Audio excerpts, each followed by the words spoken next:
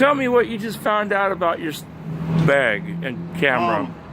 Yeah, I was arrested at a city council meeting at the Portland building, and it was an illegal arrest, and now they're holding my backpack and my cameras, 2 of them, and a bunch of my personal items, and they booked my little amount of weed that I had, which I'm a medical marijuana user, and they booked that in an evidence bag so it would get thrown away, and that was Sergeant Axelthorpe, who I have a police complaint against, and he decided to take my weed out of my backpack and put it in a separate evidence bag and then send it to property so it would get destroyed or smoked or whatever happened. I'd assume they probably smoked it. So they didn't come at you with a search warrant. You said the DA's trying to get a search warrant? Yeah, the DA is supposedly trying to get a warrant to search the contents of my camera. So they took your camera without a warrant. They decided they want to search your camera with it. It was an illegal arrest on an illegal stalking order, which was by a city employee that's 230 pounds. His name is James Dumphy.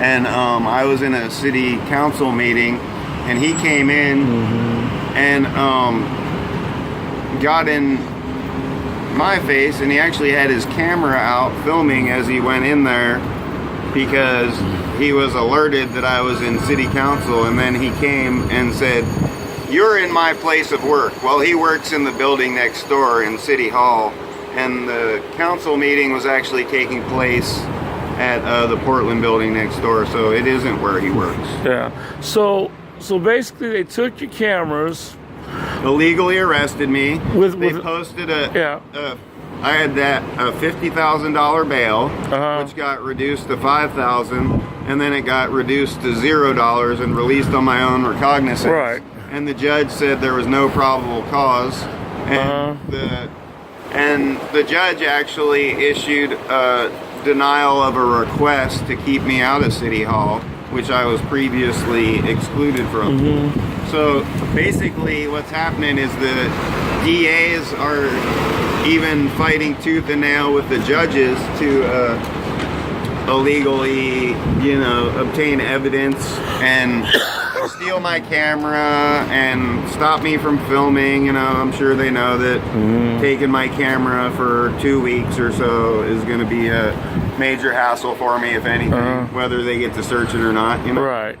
So just holding my evidence, or holding my cameras as evidence for 2 weeks or a week or whatever is, like I have a big event tomorrow that I want to film, this Trump rally in Lake Oswego, and there's going to be a big counter protest, and now I won't have my 2 main cameras unless I mysteriously get my property released in the next hour or 2.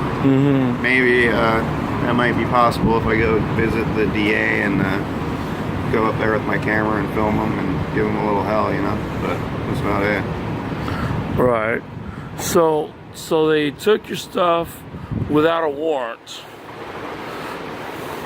On an illegal arrest. On an illegal arrest. Which it seems like the judge thought was total bullshit, and even the the DA and the prosecution, they weren't really arguing too much with the judge on dropping my bail to 0.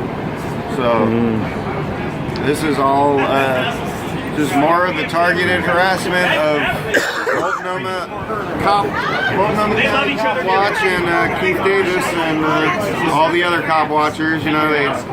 They've done this to a lot of people.